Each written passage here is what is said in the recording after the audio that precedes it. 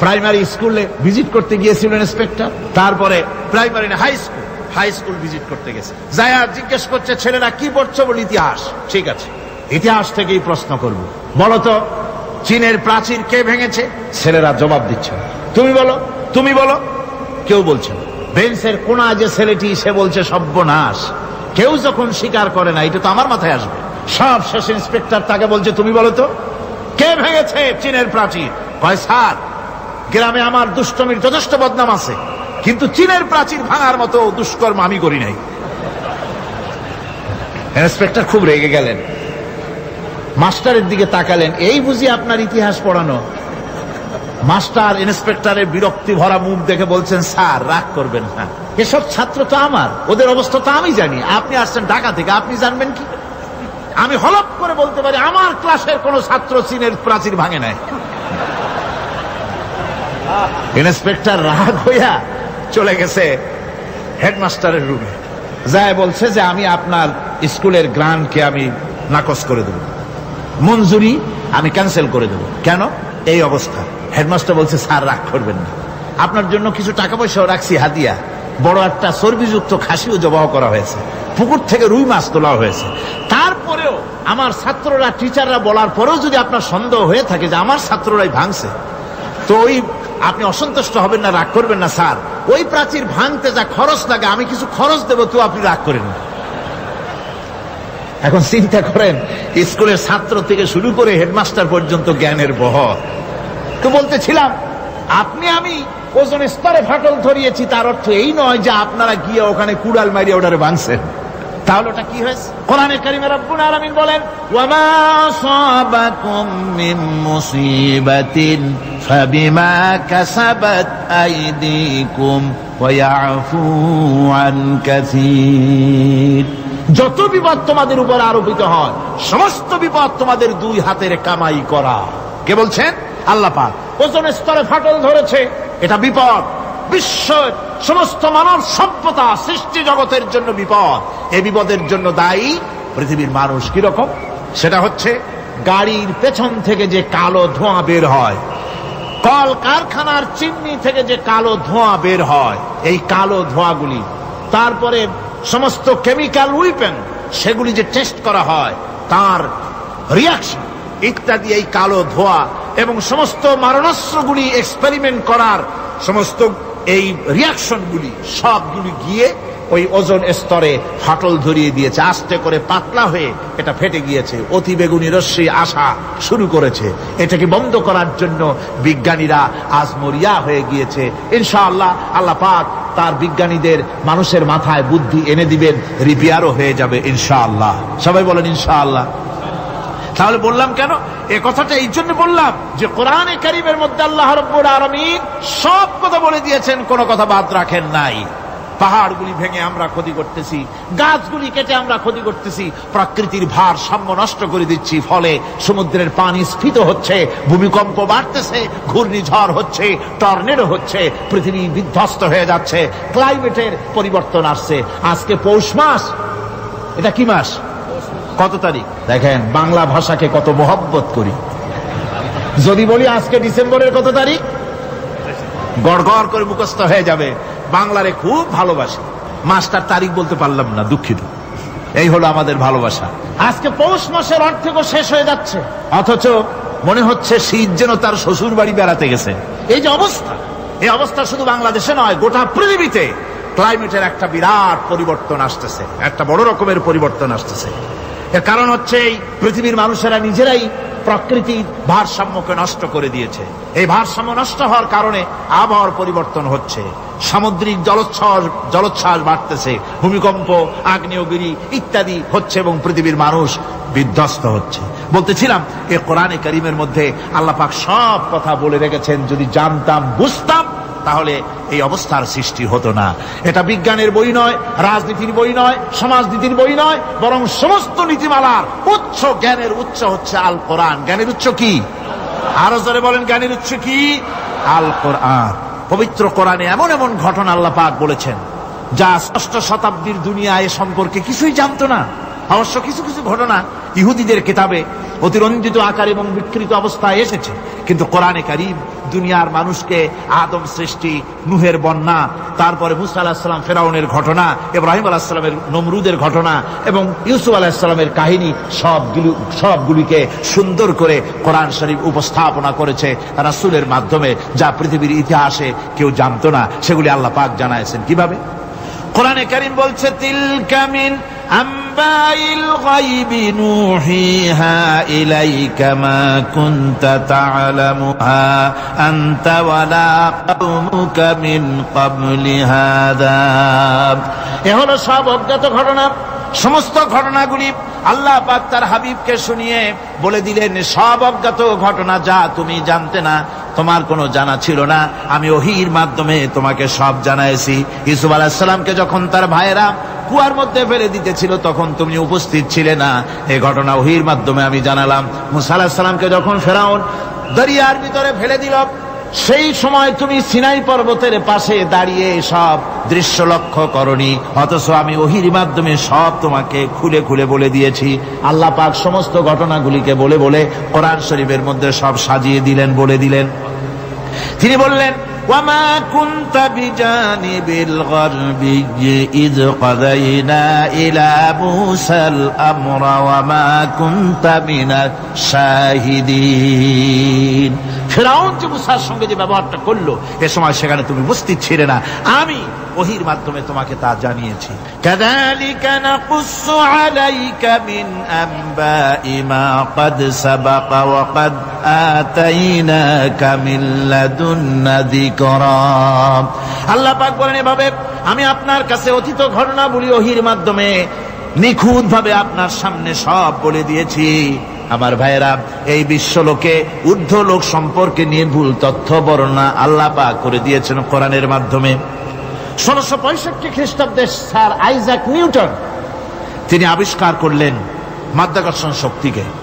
এই মাধ্যাকর্ষণ শক্তি, law of gravitation, এ সম্পর্কে মানুষের এই থেকে কিছু জানলো, কিন্তু আজ থেকে 1400 বছর আগে আল্লাহ রাব্বুল আলামিন তার উম্মি নবী, যিনি কোনো বিজ্ঞানাগারে লেখাপড়া করেন নাই, কোনো সায়েন্স রিসার্চ করেননি, যিনি কোনো কলেজ ইউনিভার্সিটিতে পড়াশোনা করেননি, তার মাধ্যমে জানিয়েছেন মাধ্যাকর্ষণ শক্তির কথা। কোরআন বলছে, ইন্নাল্লাহা ইউমসিকুস সামাওয়াতি ওয়াল আরদা আন তাজুলা। এই পৃথিবী এবং সমস্ত গ্রহ উপগ্রহকে আল্লাহ পাক বলছেন, আমি এমন এক শক্তি দিয়েছি যে শক্তির মাধ্যমে একটা আরেকটাকে আকর্ষণ করে রাখছে। এই পৃথিবীতে মাধ্যাকর্ষণ শক্তি শুধু পৃথিবীর নাই, সূর্যের আছে, মঙ্গলের আছে, নেপচুনের আছে, ইউরেনাসের আছে, বৃহস্পতির আছে। প্রত্যেকটি গ্রহের আলাদা আলাদা মাধ্যাকর্ষণ শক্তি আছে, আর এই শক্তির বলে একটা আরেকটাকে টেনে ধরছে যাতে করে বিচ্ছিন্ন হয়ে না যায়, যাতে করে ধ্বংসপ্রাপ্ত না হয়। এগুলি আল্লাহ পাক এই তথ্যগুলি কোরআনে কারীমের মধ্যে বলেছেন। ফলে মরিস বুকাইলির মতো লোক, যিনি ফরাসি দার্শনিক, তিনি বলেছেন দুনিয়ার সমস্ত বিজ্ঞানীদের থিওরি হচ্ছে এই যে বিজ্ঞানের কোনো থিওরি ফাইনাল নয়। আজ একটা হচ্ছে, কাল সেটাকে পরিবর্তন করে নতুন আরেক থিওরি আসতেছে। কিন্তু কোরআনে কারীমের মধ্যে আমি, কে বলতেছেন এ কথা?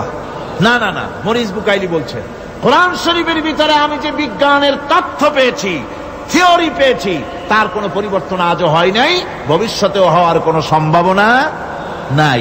মরিস বুকাইলি মনে করেছিলেন বেদ আর বাইবেলে যেমন ভুল আছে, কোরআন শরীফে ওই রকম ভুল আছে, নাউজুবিল্লাহ। সেই জন্য তিনি আরবি শিখলেন কোরআন বোঝার জন্য, ভুল ধরার জন্য। কোরআন শিখলেন কি জন্যে? ভুল ধরার জন্য।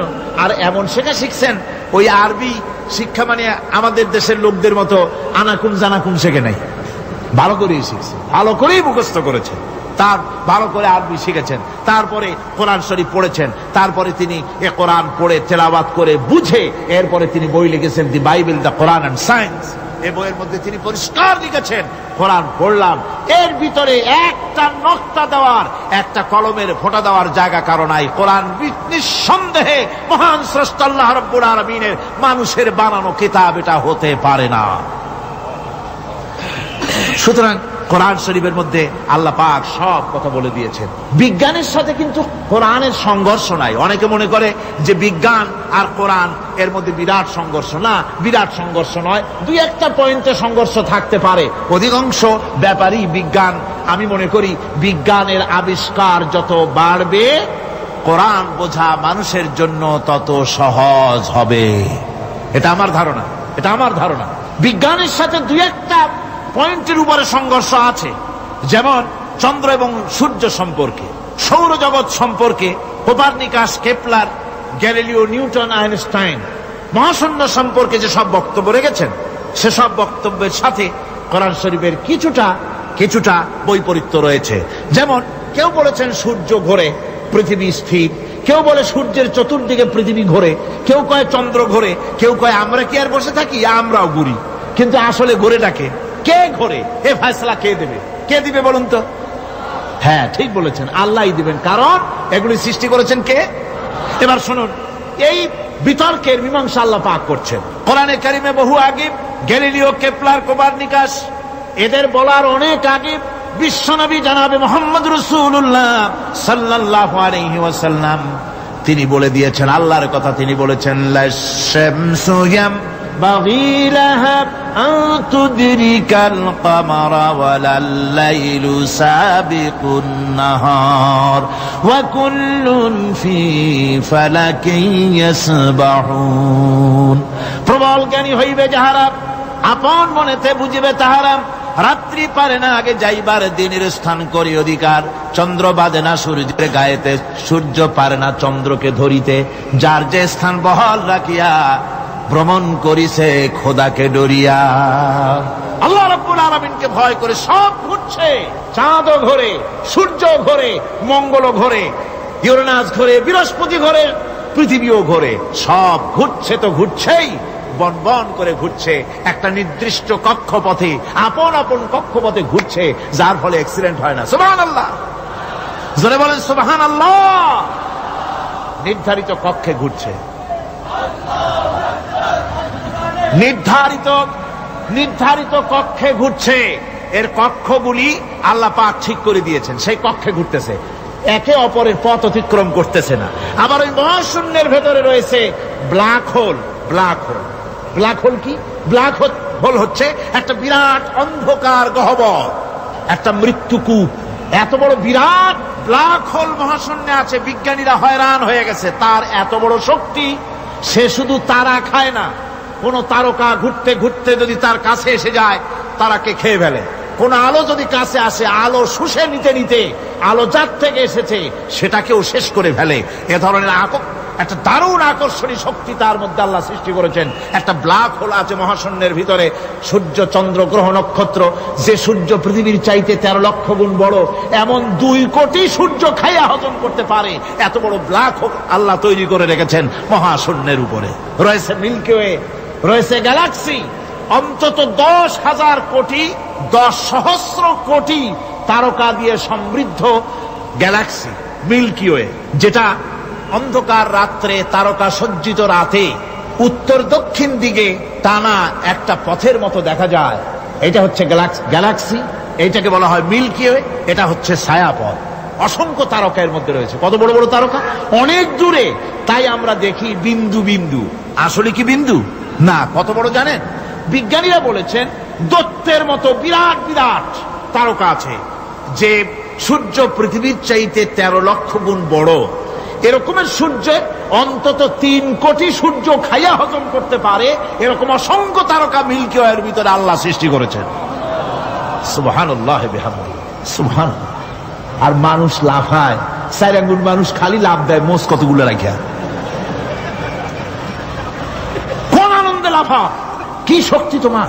মহাশূন্যের তুলনায় এই পৃথিবীর অবস্থান কি জানেন? এই জন্য যত বেশি পড়াশোনা করবেন মাথা নত হয়ে যাবে। কমিউনিস্ট হয় ছাগলেরা, বুদ্ধিমান কোনদিন কমিউনিস্ট হয় না। কারা কমিউনিস্ট হয়? ছাগলগুলি, যাদের আকল নাই, যাদের জ্ঞান নাই, বুদ্ধি নাই, ওরাই কমিউনিস্ট হয়। কোন চিন্তাবিদ, কোন বিজ্ঞানী কমিউনিস্ট হয় না। মাথা নত হয়ে যায়, আল্লাহর এই সৃষ্টি দেখে পাগল হয়ে যায়। নিঃসন্দেহে আল্লাহ আছেন, নইলে পরে এগুলি হয় কি করে? আমি চিন্তা করে পাই না কমিউনিস্ট হয় কেমনে, কতখানি পাগল হইলে হয়। ছোট্ট একটা রুমাল দেখলে মনে করি কোন তাঁতি এটারে বানাইছে, একটা এই কি জানি কয় মাইক দেখলে মনে করি কেউ এটাকে বানাইছে, টেবিল দেখলে মনে করি কেউ বানাইছে, ফ্রিজ দেখলে মনে করি বানাইছে কেউ, একটা সুই দেখলে মনে করি কেউ এটাকে বানাইছে। আর এই বিশাল পৃথিবী, ওই বিশাল আকাশ কমিউনিস্টরা কয় এমনি এমনি হয়েছে। আমার বন্ধুগণ, মাথা নত হয়ে আসবে চিন্তা করলে কি বিশাল সৃষ্টি আল্লাহ পাকের। এই ছায়াপথ, এই গ্যালাক্সি, এর তুলনায় পৃথিবীর অবস্থান কোথায়? পৃথিবীর অবস্থানটা হচ্ছে আমার হাতে এটি একটি কলম। এই কলমটা কাগজের উপরে আমি যদি এই নিপটা রাখি, কাগজের ভিতরে নিপে যতটুকুন জায়গা টাচ করবে, মহাশূন্য গ্যালাক্সি মিল্কি ওয়ে আল্লাহর ওই মহাশূন্যের তুলনায় পৃথিবীর অবস্থান একটা কলমের নিপে যতটুকুন জায়গা নেয় এর থেকে বেশি নয়। এই যদি হয় পৃথিবী, তাহলে সেই পৃথিবীর মানুষ আপনি কতটুকুন? সলিমুদ্দিন বসিরুদ্দিন খালি লাফা। আমার বন্ধুগণ, লাভ কি? লাভের চোটে বলে হ্যান করেঙ্গে ত্যান করেঙ্গে, লাঠিকে আন্দার মুগুর ভরেঙ্গে। কয়েকদিন পর শোনা যায় শীত হয়ে পড়ছে, কিছু নাই। সুতরাং আল্লাহ পাকের অসীম সৃষ্টি জগৎ, এর সঙ্গে বিজ্ঞানের সংঘর্ষ কম, দুই একটা পয়েন্টে আছে। বাকি সবগুলিতে বিজ্ঞানের আবিষ্কার যত বাড়তেছে, আল্লাহরে চেনা, সৃষ্টি জগৎকে জানা মানুষের জন্য তত সহজ হচ্ছে। আর রহমান আল্লামাল কোরআন, কোরআন শিখিয়েছেন আমাদেরকে। রহমান এমন নিয়ামত দিয়েছেন যার মধ্যে সব আছে। মানুষ সৃষ্টির ব্যাপারে, মানব সৃষ্টির ব্যাপারে নির্ভুল তথ্য যদি পেতে হয়, তাহলে কার কাছে যাব? জোরে কন। আল্লাহর কাছে যেতে হবে। আর আল্লাহর কাছে না যাইয়া মানব সৃষ্টির রহস্য যদি জানতে যাই ডারউইনের কাছে, তাহলে আপনার মামু হবে সুন্দরবনের বান্দরেরা। ঠিক কিনা? বান্দরেরা হবে মামু, সিম্পাজি ওরাং ওটাং হবে আপনার নানা আর দাদা। তার কারণ ডারউইন সাহেব বলেছেন, মানুষ এর পূর্বপুরুষ হলো বাঁদর, সিম্পাজি ওরাং ওটাং, এটা হলো তার থিওরি অফ ইভলিউশন। এই বিবর্তনবাদের থিওরি পেশ করতে গিয়ে তিনি বলেছেন মানুষ হলো বান্দরের জাত। আরে বেটা, তুই বান্দরের জাত। নিজের লেজ কাটিয়া সকলের লেজ কাটা আরম্ভ করতে যাচ্ছে। কি পাগলের পাগল, মানুষ হয়েছে বান্দরের জাত। আশ্চর্য কথা। কেমনে কইলে? তো বললো যে সিম্পাজি দেখছে, তো সে সিম্পাজি দেখে তার মনে হয়েছে যে মানুষ ওইরকমই তো দেখা যায়, তো মানুষ বুঝি বান্দর থেকেই আসছে। আমি বলি, পৃথিবীতে এমন পাগল আমি কোনোদিন দেখিও নাই, শুনিও নাই যে কোন পাগল পাবদা মাছ দেখে বলেছে যে এটা হচ্ছে বোয়াল মাছের পূর্বপুরুষ। টাকি মাছ দেখে কোন ছাগলেও বলেছে আজ পর্যন্ত যেটা হলো শোল মাছের পূর্বপুরুষ। পুঁটি খাইতে খাইতে আস্তে আস্তে বিরাট শোলে পরিণত হয়ে গেছে, কোন পাগলেও বলেনি। আচ্ছা, মেনে নিলাম ডারউইন সাহেবের থিওরি, মেনে নিলাম এক সেকেন্ডের জন্য যে বান্দর থেকেই মানুষ হয়েছে। এখনো তো বানর প্রজাতি আছে না? শেষ হয়ে গেছে? আছে কিনা? তাহলে সুন্দরবনে যান, যে দেখুন কোন বাঁদর কি এ পর্যন্ত দেখা গেছে যে কোমর পর্যন্ত মানুষের মতো হয়ে গেছে। আর একটু দুধ আর পনির আর একটু এই শুটকি মাছ লোটটা ফিশ খাওয়াইলে আর কদিনের মধ্যে এই বান্দরটা মানুষ হয়ে যাবে। হয়েছে এরকম? বাঁদরের 12 আনা মানুষ হয়ে গেছে, 14 আনা মানুষ হয়ে গেছে, আর অল্প একটু বাকি। এরকম দেখা গেছে কোথাও? দেখা যায়নি। এগুলি পাগলামি কথা, পাগলামি কথা। মানুষ বানর থেকে আসেনি, মানুষ ওরাং ওটাং থেকে আসেনি, মানুষ সিম্পাজি থেকে আসেনি। মানুষ এসছে কোত্থেকে? এটা জানতে হলে, এ নির্ভুল তথ্য জানার জন্য আসতে হবে কোরআনের কাছে। কার কাছে? আল্লাহ রাব্বুল আলামিন তার হাবিবের মুখ থেকে মানব সৃষ্টি রহস্য তিনি উদ্ঘাটন করে দিয়েছেন। তিনি বলেছেন, দুনিয়াবাসীকে শুনিয়েছেন, ফালয়ানজুরিল ইনসানু মিম্মা খুলিকা মিন মাইন দাফিকিন ইয়াখরুজু মিন বাইনিস সুলবি ওয়াত তারাইব। আল্লাহ পাক বলেন, মানুষ কি তার সৃষ্টি রহস্য দেখে না? কেমনে তাকে আমি সৃষ্টি করেছি? মায়ের বক্ষ পিঞ্জর থেকে, বাপের পৃষ্ঠ থেকে সবেগে নির্গত এক ফোঁটা নাপাক পানি দিয়ে আমি আল্লাহ মানুষকে সৃষ্টি করেছি। বান্দর থেকে নয়, ওরাংওটাং থেকে নয়, সিম্পাজি থেকে নয়। মানুষের অরিজিন মানুষ, আদম থেকে তোমরা জন্মগ্রহণ করেছো, আদম এসেছে মাটি থেকে, তোমরা এসেছো আদম থেকে। সুবহানাল্লাহি ওয়া বিহামদিহি। এটাই হলো মানব সৃষ্টির রহস্যের কথা আল্লাহ পাক বলে দিয়েছেন। অন্যত্র আল্লাহ বলেন, ইন্না খালাকনাকুম মিন তুরাবিন সুম্মা মিন নুতফাতিন সুম্মা মিন আলাকাতিন সুম্মা মিন মুদগা। নিষ্প্রাণ মাটি থেকে তোমার উৎপত্তি হয়েছে, আর এই নিষ্প্রাণ মাটি দিয়ে তোমাকে তৈরি করা হয়েছে। এগুলি মাতৃগর্ভের ভিতরে গিয়া নাপাক পানি ফোঁটা জমাট রক্ত হয়েছে, গোশত হয়েছে, তারপরে মানুষের আকৃতি দিয়েছি, আর এরপরে বাচ্চার আকারে মায়ের পেট থেকে আমি আল্লাহ মানুষ করে তোমাকে বের করেছি। সুতরাং মানব সৃষ্টি রহস্যের কথা বিজ্ঞানের সাথে যেটা সাংঘর্ষিক হবে কোরআনের সাথে, আমরা সেটা মানতে পারি না। আমাদেরকে মানতে হবে মূল জ্ঞানের কেতাবটা। মূল জ্ঞানের কেতাব কোনটা? জোরে কন্ত কোনটা? এখানে সব কথা আল্লামাল কোরআন। কোরআন শিখিয়ে মানুষকে আল্লাহ পাক সবচাইতে বড় দয়া করেছেন, এর থেকে বড় দয়ার হয় না। কোরআন শিখিয়েছেন আমাদের, যার মধ্যে সমস্ত তথ্যের কথা আল্লাহ পাক বলেছেন। The universe and doctor Einstein বইয়ের ভিতরে লেখা হয়েছে যে একদিন এমন হবে যখন ধীরে ধীরে সূর্য তার আলো হারিয়ে ফেলবে, চন্দ্র নিষ্প্রভ হয়ে যাবে, আর পৃথিবী আস্তে আস্তে তার গতি হারিয়ে ফেলবে। একথা আজকের বিজ্ঞানীরা অথবা আজ থেকে কয়েক বছর আগের বিজ্ঞানীরা একথা বলছেন। কিন্তু রাসূল করিম সাল্লাল্লাহু আলাইহি ওয়াসাল্লামের মুখ থেকে আজ থেকে 1400 বছর আগে, যিনি বিজ্ঞানাগারে মোটেও পড়াশোনা করেননি, লিখতে জানেন না, পড়তে জানেন না, সই করতে জানেন, বিজ্ঞান আসছে কথা বলছে, সেই কথা 1400 বছর 1500 বছর আগে রাসূল করিমের মুখ থেকে আল্লাহ পাক বলছেন। কোরআনে কারীম বলছে, ইয়াসআলু আইয়ানা ইয়াউমুল কিয়ামা ফাইদা বারিকাল বাসারু ওয়া খাসাফাল কামারু ওয়া জুমিআশ শামসু ওয়াল কামার। হে রাসূল, রাসূলের কাছেরা জিজ্ঞাসা করে কিয়ামত কবে হবে? আল্লাহ পাক বলেন, বলে দিন যেদিন চন্দ্র তার আলো হারিয়ে ফেলবে, যেদিন সূর্য তার আলো হারিয়ে ফেলবে, আর চন্দ্র আর সূর্য সব একাকার হয়ে যাবে। হাজারা বলছে চাঁদে আলো থাকবে না, সূর্য আগের থেকে তার উত্তাপ এবং আলো স্তমিত হতেছে, এবং হতে হতে এমন এক পর্যায়ে আসবে যখন সূর্য আলো হারিয়ে ফেলবে। বিজ্ঞানীরা গত 4-5 বছর আগে এ বক্তব্য রেখেছেন, কিন্তু 1400 বছর আগে বিজ্ঞানের লালনাগারে লেখাপড়া না করে হুজুরের মুখ থেকে আল্লাহ কথা বলে দিয়েছেন। তাহলে বিজ্ঞানের আসল কিতাব কোনটা? জোরে বলেন কোনটা? আল্লাহ পাক আরো বলেন, ইজা শামসু কুবিরাত ওয়া ইযান নুজুমু কাদারাত ওয়া ইযাল জিবালু সুজ্জিরাত। তারকাগুলি, সূর্যের আলো থাকবে না, নক্ষত্রগুলো স্থানচ্যুত হয়ে যাবে, কক্ষচ্যুত হয়ে যাবে, পাহাড়গুলিকে পরিচালিত করে দেওয়া হবে, কিছুই থাকবে না, সব শেষ হয়ে যাবে। বিজ্ঞানীরা আজ বলতেছে যে সব শেষ হয়ে যাবে, কিছুই থাকবে না, সব শেষ হবে। বিজ্ঞানীরা বলতেছেন, কোরআন অনেক আগে বলেছে, কুল্লু মান আলাইহা ফান ওয়া ইয়াবকা ওয়াজহু রাব্বিকা যুল জালালি ওয়াল ইকরাম। সব শেষ হয়ে যাবে, বিশ্বে যা কিছু আছে সব লয় হবে, ক্ষয় হবে, ধ্বংস হবে, কিচ্ছু থাকবে না, থাকবেন শুধু আল্লাহ সুবহানাহু ওয়া তাআলা। সুবহানাল্লাহি ওয়া বিহামদিহি। কোরআনে কারীম একথা বহু আগে আমাদেরকে জানিয়ে দিয়েছে। সুতরাং আসল জ্ঞানের কিতাবটাই হচ্ছে কোরআনে কারীম।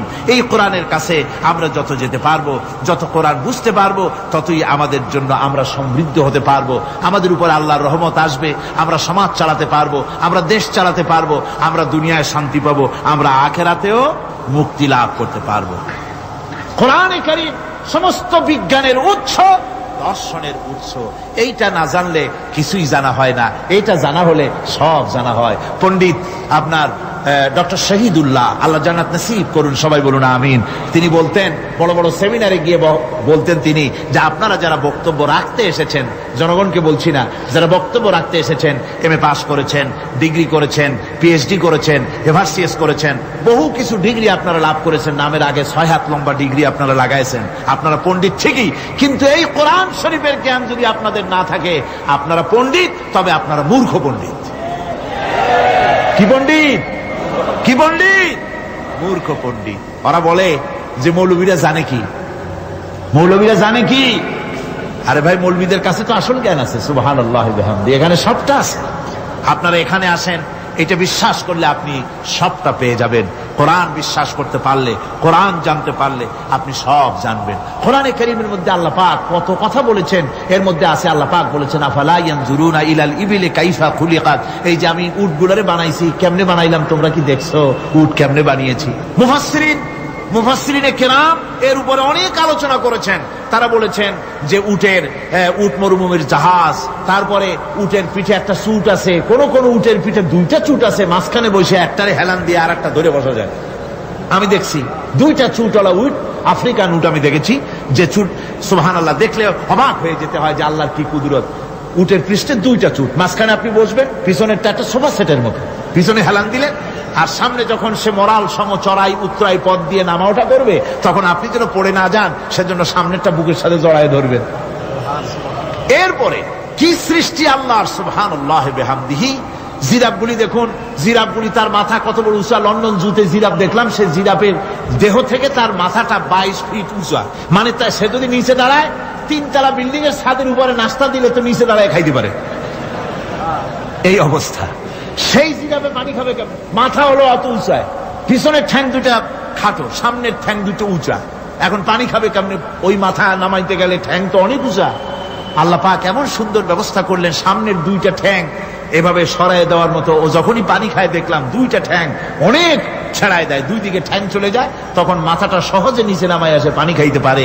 এই সুযোগগুলি আল্লাহ সুবহানাহু ওয়া তাআলা তিনি করে দিয়েছেন। ওমা কুন্না আনিল খালকি গাফিলিন, আমি আমার সৃষ্টি জগৎ সম্পর্কে অমনোযোগী নহি। সুবহানাল্লাহ বিহামদিহি।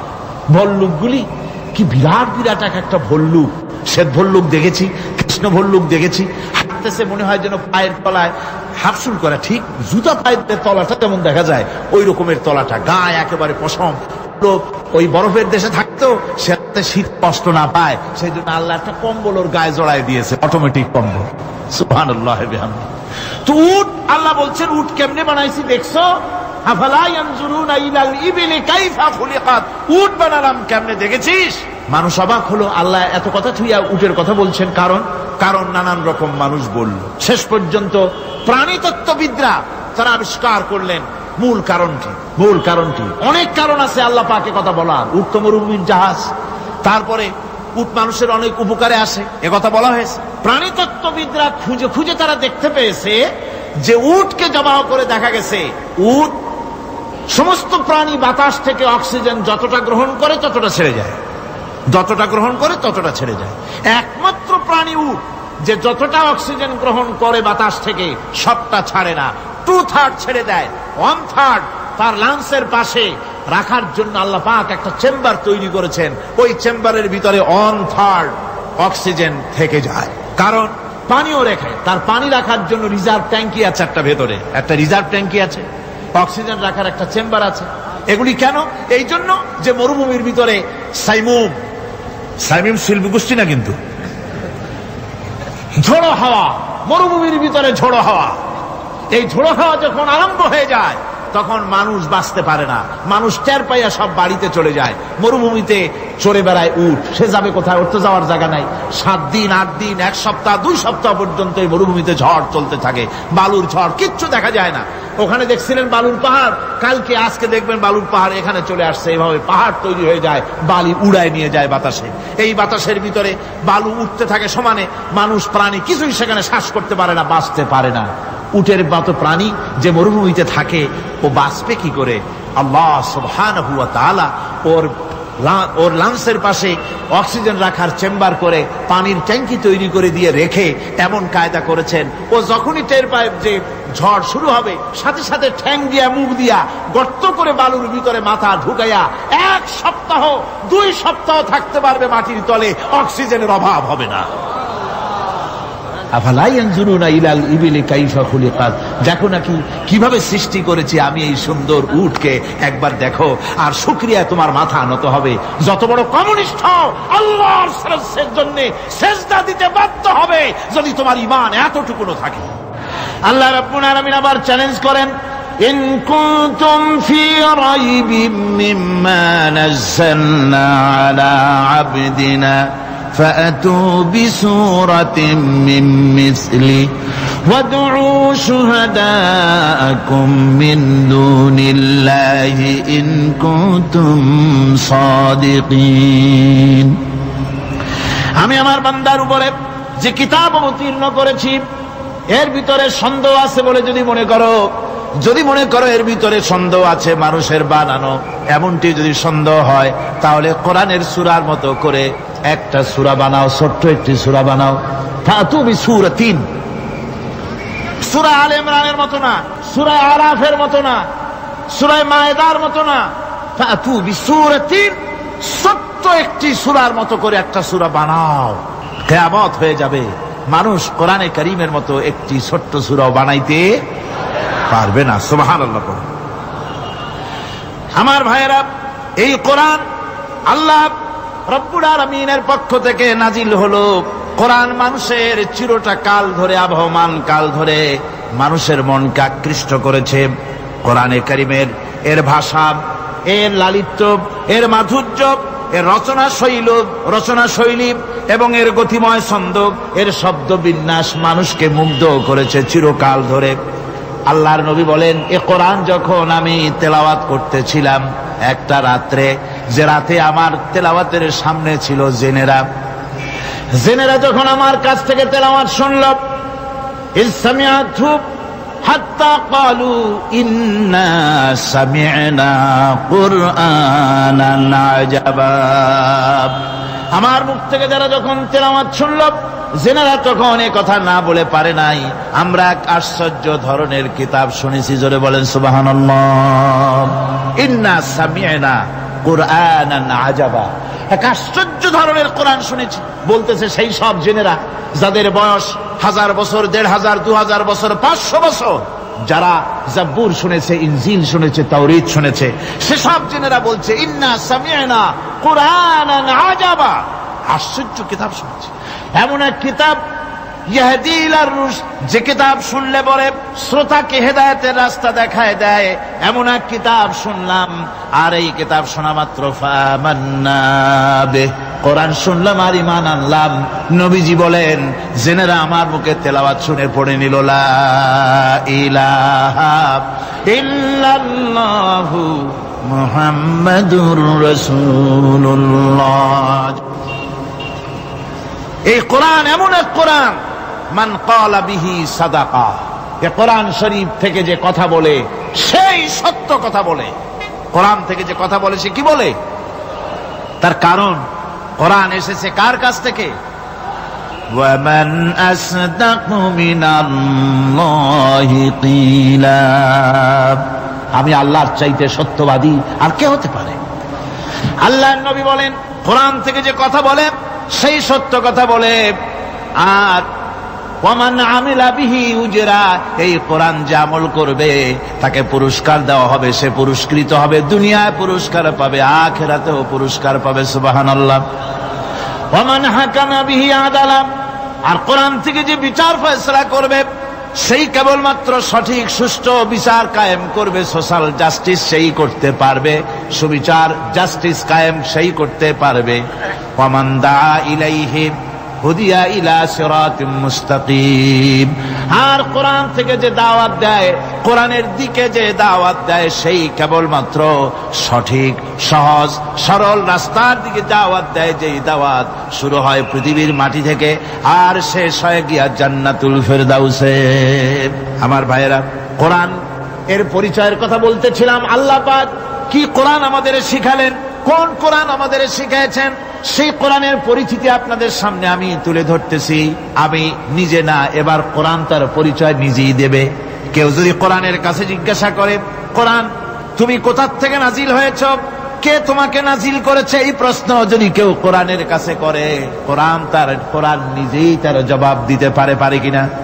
কোরআন নিজেই বলে, তানজিলাম মিম্মান খালাকাল আরদা ওয়াস সামাওয়াতিল উলা, এই কোরআন নাজিল করেছেন তিনি, যিনি ওই সুউচ্চ আকাশ আর জমিনকে যিনি সৃষ্টি করেছেন, সেই আল্লাহ আমারে নাজিল করেছেন।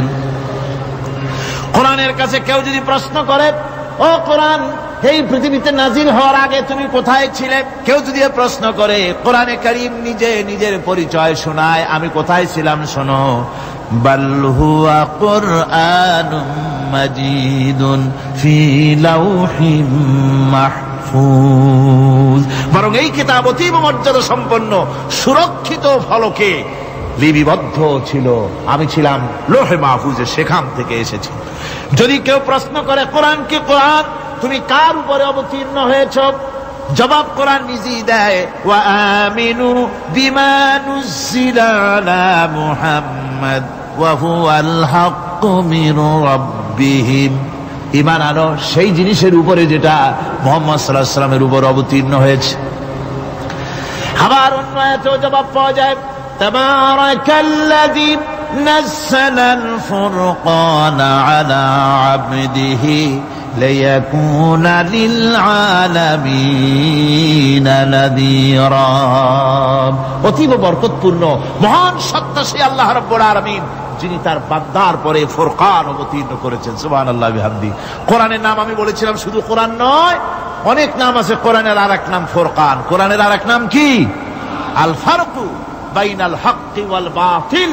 কোরআন হচ্ছে সেই মহাসত্য যা মিথ্যা এবং সত্যের মধ্যে পার্থক্য সূচিত করে, মঙ্গল এবং অমঙ্গলের মধ্যে পার্থক্য সৃষ্টি করে, যা সত্য এবং মিথ্যার মধ্যে তাফরিকা সৃষ্টি করে, সত্যকে মানুষকে বুঝিয়ে দেয়, তার নাম হচ্ছে ফুরকান। এবার যদি প্রশ্ন করা হয়, ও কোরআন, বুঝলাম তুমি লোহে মাহফুজে ছিলে, বুঝলাম তুমি নবীজির উপরে নাজিল হয়েছো, এবার বলো তুমি কোন মাসে নাজিল হয়েছো? তুমি তো আসছিলা প্রথম কোন মাসে নাজিল হয়েছো? এ প্রশ্ন যদি কেউ করে, কোরআন তার জবাবে বলবে, শাহরু রমাদানাল্লাযী উনজিলা ফীহিল কুরআন, রমজানের পবিত্র মাসে আমি অবতীর্ণ হয়েছি। সুবহানাল্লাহ। যদি প্রশ্ন করা হয়, রমজানে তো আসছো, কিন্তু প্রথম নাজিল হয়েছিল কোন সময়? ওটা কি দিন ছিল না রাত ছিল? কোরআন তার জবাবে বলে, ইন্না আনজালনাহু ফী লাইলাতিল কদর, কদরের পবিত্র রাতে আমি এই পৃথিবীতে আমার আগমন ঘটেছিল। যদি প্রশ্ন করা হয়, বুঝলাম সবই, কেন নাজিল হয়েছে তুমি? এই পৃথিবীতে তোমার আসার উদ্দেশ্য কি? মূল কাজটা কি? এই প্রশ্ন যদি করা হয়, কোরআনে কারীম তার জবাবে বলে, শোনো কেন এসেছি। লিতুখরিজান নাসা মিনাজ যুলুমাতি ইলান নূর, আমার মিশন হচ্ছে গোটা বিশ্ব মানবতাকে পুঞ্জীভূত জমাট বাঁধা অন্ধকারের ভেতর থেকে টেনে বের করে আলোর সন্ধান দিতে, আলোর দিকে আনার জন্য আমি কোরআন নাজিল হয়েছি। গোটা পৃথিবীর মানুষ আছে অন্ধকারের ভিতরে। কিসের মধ্যে? অন্ধকার কি? অন্ধকার হচ্ছে পুঁজিবাদ, অন্ধকার সমাজতন্ত্র, অন্ধকার ধর্ম নিরপেক্ষতাবাদ, অন্ধকার জাতীয়তাবাদ। মানুষের তৈরি করা যত মতবাদ সব কি? জোরে কোন, সবগুলি কি? অন্ধকার। এই অন্ধকারের ভেতর থেকে মানুষগুলিকে টেনে আনবে কোরআন কিসের দিকে? আলোর দিকে। এবার যদি প্রশ্ন করা হয়, বুঝলাম তুমি অন্ধকার থেকে আলোর দিকে নিয়ে আসবে, আলোর দিকে আসতে পরে ফায়দাটা কি হবে? মূল ফায়দাটা বুঝায় দাও, আসল ফায়দা কি হবে তোমারে যদি মানি? কোরআন তার জবাব দেয়, নিজের পরিচয় নিজে তুলে ধরে, ফামান তাবিআ হুদায়া ফালা খাউফুন আলাইহিম ওয়ালা হুম ইয়াহজানুন। এই কোরআনকে যদি মেনে চলো, এই কোরআনের আইন যদি মানো, সমাজে মানো, ব্যক্তিতে মানো, পরিবারে মানে, রাষ্ট্রে মানো, জীবনের সব ক্ষেত্রে সমস্ত জায়গায় যদি এই কোরআনকে মেনে চলো, ফালা খাউফুন আলাইহিম, তাহলে তোমাদের কোনো ভয় থাকবে না, ওয়ালা হুম ইয়াহজানুন, কোনো চিন্তাও থাকবে না। কিসের ভয় থাকবে না? কোরআনের আইন মেনে যদি চলো সমাজে ও রাষ্ট্রে, চুরির ভয়, ডাকাতির ভয়, জিনার ভয়, হত্যার ভয়, সন্ত্রাসের ভয়, কোনো ভয় থাকবে না। ওয়ালা হুম ইয়াহজানুন, চিন্তাও থাকবে না। খাওয়া পড়া, শিক্ষা, চিকিৎসা, বাসস্থান, এগুলির কোনো চিন্তা থাকবে না। কোরআনের সমাজে সব কিছুর গ্যারান্টি দেওয়া হবে, সবগুলি পেয়ে যাবে। এখন যদি আবার প্রশ্ন করা হয়, কোরআন বুঝলাম তোমারে মানলে পরে সব ফায়দা হবে, তাহলে এবার জবাব দাও, তোমার ভিতরে কি রাজনীতি আছে নাকি? আমি তো মানুষ, আমার রাজনীতি করা লাগে। Man is social animal. আমরা তো জঙ্গলের পশু নই, আমরা তো মানুষ। আমাদের সমাজ আছে, আমাদের পৌর নির্বাচন আছে, আমাদের জাতীয় নির্বাচন আছে, আমাদের কলকারখানা আছে, জমিন আছে, আমাদের রাজনীতি, অর্থনীতি, সমাজনীতি আছে, পারিবারিক নীতি আছে, অনেক নিয়ম মালা আছে, নিয়ম নীতি আছে। তোমারে মানলে তোমার ভিতরে কি ওগুলো আছে নাকি সে কথা বলো। কোরআন তার জবাবে বলে وَنَزَّلْنَا عَلَيْكَ الْكِتَابَ تِبْيَانًا لِكُلِّ شَيْءٍ وَهُدًى وَرَحْمَةً وَبُشْرَى لِلْمُسْلِمِينَ। কোরআন জবাবে বলে, শুনে রাখো, শুধু অর্থনীতি সমাজনীতি নয়, শুধু রাজনীতি আর শিক্ষানীতি যুদ্ধনীতি নয়, তোমার জীবনে যা কিছু দরকার, ইহকালে যা কিছু দরকার, পরকালে সব কথাগুলি আল্লাহ রব্বুল আলামিন আমি কোরআনের সিনার ভিতরে খুলে খুলে বর্ণনা করে দিয়েছেন। সব কথা এ কোরআনে কারীমের ভিতরে রয়েছে। তোমার এমন কোনো জিনিস নাই যা তুমি কোরআনে কারীমের মধ্যে পাবে না। তোমার সমস্ত প্রয়োজন আমার বুকের মধ্যে আল্লাহ দিয়ে দিয়েছেন। বিজ্ঞান আছে, দর্শন আছে, ইতিহাস আছে, সব আছে এর মধ্যে। তবে কোরআনের মধ্যে বিজ্ঞান আছে বলে আমি এটাকে বিজ্ঞানের কিতাব বলবো না, দর্শন আছে বলে দর্শনের কিতাব আমি বলবো না, রাজনীতি আছে বলে কোরআনকে আমি রাজনীতির কোনো কিতাব বলবো না। কোরআন তাহলে কি? কোরআন হচ্ছে অর্থনীতি, সমাজনীতি, রাজনীতি, পারিবারিক নীতি, মানুষের জীবনের যা কিছু প্রয়োজন, সমস্ত নীতি মালার নীতি গ্রন্থের নাম হতেছে কোরআনে কারীম। সমস্ত নীতিমালার নীতি গ্রন্থ কোরআন। এখানে রয়েছে সব কিছুর উৎস, যেটা গ্রহণ করলে পরে মানুষ আরামে থাকতে পারবে। অমুসলিম নাগরিক বৃন্দ তাদের নাগরিক মর্যাদা পাবে। মুসলমান, কৃষক, নারী, চিকিৎসা, কৃষিবিদ, সাধারণ মানুষ, রং, বর্ণ, ভাষা নির্বিশেষে গোটা মানব সভ্যতা আরামে বাস করতে পারবে। পশু পাখিও আরামে থাকবে, গাছপালাও আরামে থাকবে, যেহেতু নির্দেশ হয়েছে বিনা প্রয়োজনে গাছের পাতাটিও ছিঁড়ো না। ইসলামের সমাজ যদি চালু হয়, গাছেরাও আরাম পাবে, পাহাড়ও আরাম পাবে। চট্টগ্রামের লোকেরা যেভাবে পাহাড় কাটা আরম্ভ করেছে, এটা বড় দুঃখজনক। জুমলায় মোতারেজা একটা বলে দিলাম, অপ্রাসঙ্গিক হলেও জরুরি কথা। আপনারা পাহাড় কাটতেছেন না, আপনাদের নিজেদের পায়ে নিজেরা কুড়াল মারতেছে। খবরদার পাহাড় কাটবেন না। আল্লাহর প্রকৃতির ভারসাম্য আপনারা নষ্ট করছেন বলে ওজোন স্তরে ফাটল ধরেছে। তা রিপেয়ার করার জন্য আজকে বিশ্বের সব বিজ্ঞানীরা হতাশ হয়ে গিয়েছে, পাগল হয়ে গেছে। কেমনে এই ওজোন স্তরের ফাটলকে রিপেয়ার করব? ওজোন স্তরটা কি? ওজোন স্তর হচ্ছে, সুবহানাল্লাহ, আল্লাহর যে কত দয়া। সূর্য, সেই সূর্যের রয়েছে আলট্রা ভায়োলেট রে, যাকে বাংলায় বলা হয় অতি বেগুনি রশ্মি। যে রশ্মিটা সৃষ্টি জগতে যদি আসে আর তা যদি কোনো প্রাণীর শরীরকে টাচ করে, তাহলে সমস্ত প্রাণী ক্যান্সার হয়ে, এক্সিমা হয়ে, বিখাউজ হয়ে, অ্যাজমা হয়ে সমস্ত প্রাণী মরে যাবে, কেউ বাঁচবে না। মারাত্মক রশ্মি।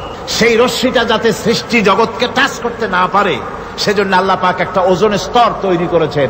ওখানে এসে ওটা বাধাপ্রাপ্ত হয়, পৃথিবীর মাটিতে আসে না। যা কিছু পৃথিবীর মানুষের জন্য, পৃথিবীর জন্য কল্যাণকর, সেগুলি সূর্য থেকে আসতে থাকে। সুবহানাল্লাহ বিহামদিহি। যেটা ক্ষতিকর, সেটা আল্লাহ পাক আটকায় রাখেন। এখন সেই ওজোন স্তরে ফাটল ধরলো। কেমনে ফাটল ধরলো? ফাটল আপনি আমি ধরাইছি। আপনি বলবেন যেটা কেমন কথা, আমি তো ওইখানে যাই নাই, আমি ফাটল ধরাইলাম কেমনে?